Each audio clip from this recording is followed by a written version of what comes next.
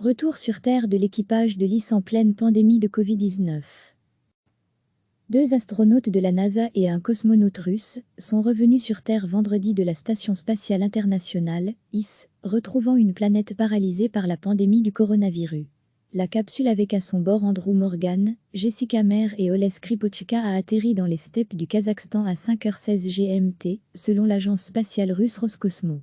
Il s'agit du premier retour sur Terre d'un équipage de l'IS, depuis que l'Organisation mondiale de la santé, OMS, a déclaré en mars la pandémie globale du coronavirus.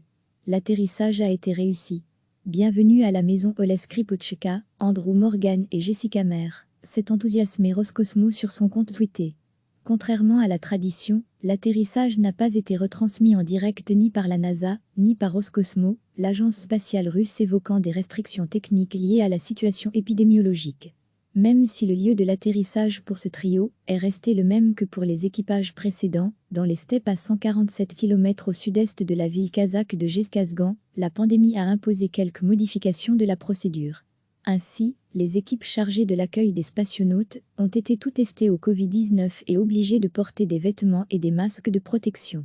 De premières images vidéo diffusées par Roscosmos ont montré l'un des membres de l'équipe d'accueil en train de dire à ses collègues « Gardez vos distances, s'il vous plaît ». Peu avant son retour sur Terre, Jessica Meir, biologiste marine, a confié à la presse depuis l'IS qu'il serait difficile pour elle de s'adapter aux nouvelles règles de la distanciation sociale imposées par la pandémie de Covid-19. Je pense que je me sentirais plus isolée sur Terre qu'ici, a estimé l'astronaute, qui a fait inscrire son nom dans l'histoire en participant en octobre 2019 à la première sortie spatiale 100% féminine, effectuée avec Christina Koch.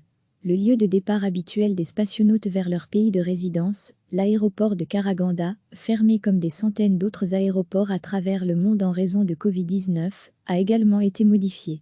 Ainsi, M. Skripochka va regagner la Russie à bord d'un avion au départ du cosmodrome de Baïkonour, utilisé pour les lancements vers l'IS.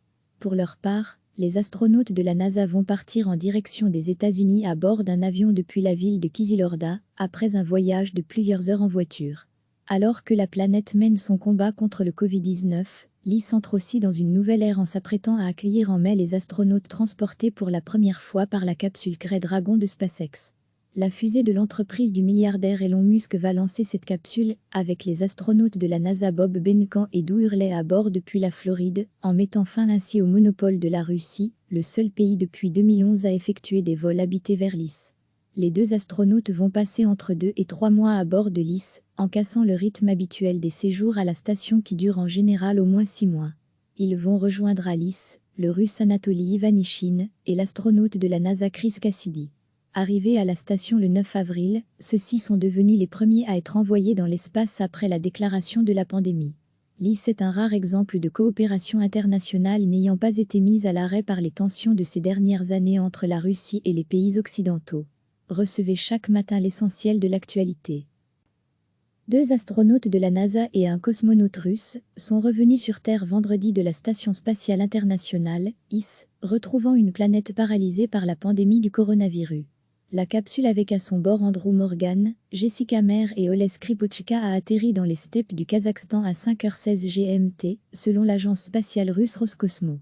Il s'agit du premier retour sur Terre d'un équipage de l'IS, depuis que l'Organisation mondiale de la santé, OMS, a déclaré en mars la pandémie globale du coronavirus. L'atterrissage a été réussi.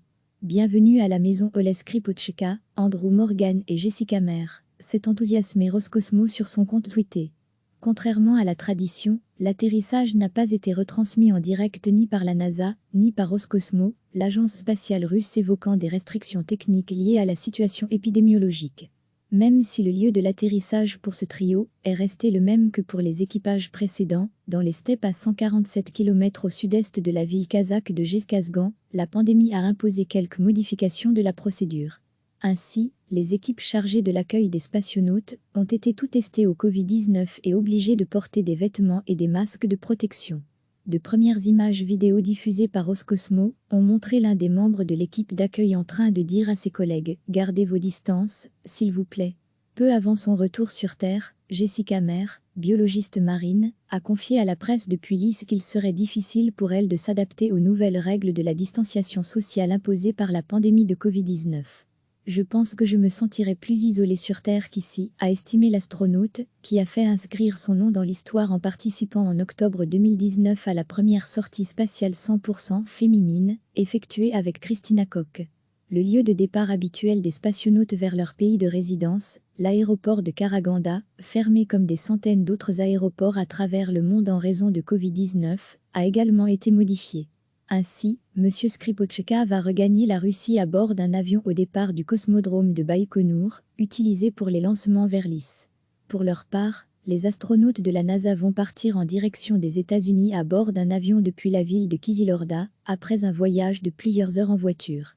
Alors que la planète mène son combat contre le Covid-19, l'IS entre aussi dans une nouvelle ère en s'apprêtant à accueillir en mai les astronautes transportés pour la première fois par la capsule Crew Dragon de SpaceX.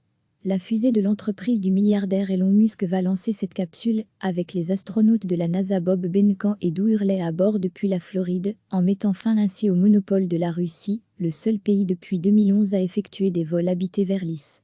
Les deux astronautes vont passer entre 2 et 3 mois à bord de l'IS, en cassant le rythme habituel des séjours à la station qui dure en général au moins 6 mois. Ils vont rejoindre à l'IS, le Russe Anatoly Ivanishin, et l'astronaute de la NASA Chris Cassidy. Arrivés à la station le 9 avril, ceux-ci sont devenus les premiers à être envoyés dans l'espace après la déclaration de la pandémie.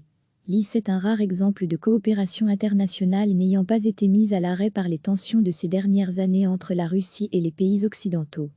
Cliquez sur s'abonner pour recevoir les dernières nouvelles.